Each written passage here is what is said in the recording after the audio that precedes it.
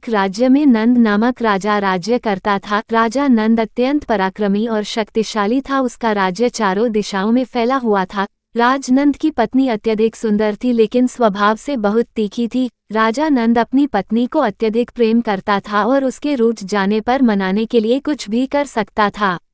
राजा नंद का एक मंत्री था जो अत्यधिक विद्वान और शास्त्रों में पारंगत था। राजा अपने मंत्री पर बहुत भरोसा करता था और शासन चलाने में मंत्री की सलाह अवश्य लेता था।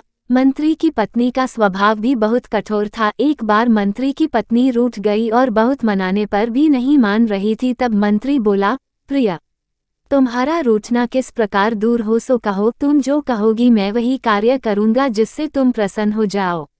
मंत्री की पत्नी बोली, मैं तभी मानूंगी जब तुम अपने बाल मुंडवा लो और मेरे पैरों में गिरकर मुझे मनाओ। मंत्री ने वैसा ही किया जैसा उसकी पत्नी बोली थी। मंत्री के ऐसा करने से वो खुश हो गई। उसी दिन राजा की पत्नी भी रूठ गई और राजा के मनाने पर भी नहीं मानी। अंत में राजा ने कहा, प्रिय, तुम्हारा रूठना मेरी मृत्यु के समान है। तुम ही बतलाओ मैं तुम्हें कैसे मनाऊं। राजा की पत्नी बोली, मैं चाहती हूँ तुम्हारे मुंह में लगाम लगाकर तुम्हारे ऊपर बैठ जाऊं और तुम घोड़े की तरह हिनहिनाते दौड़ो। राजा ने रानी की इच्छा पूरी की और खुद घोड़ा बन गया। यह बात धीरे धीरे मंत्रिमंडल तक भी पहुंच गई। दूसरे दिन राज दरबार लगा था। राजा ने मंत्री को देखकर पूछा, मंत्री जी, आपने किस कारण से अपना सिर मुंडवाया है।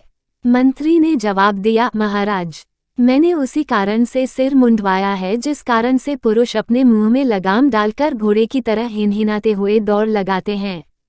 यह बात सुनकर राजा बहुत लज्जित हुआ। शिक्षा, हमें अपनी मर्यादा के विरुद्ध ऐसे कार्य नहीं करने चाहिए जिससे लोगों के सामने शर्मिंदा होना पड़े।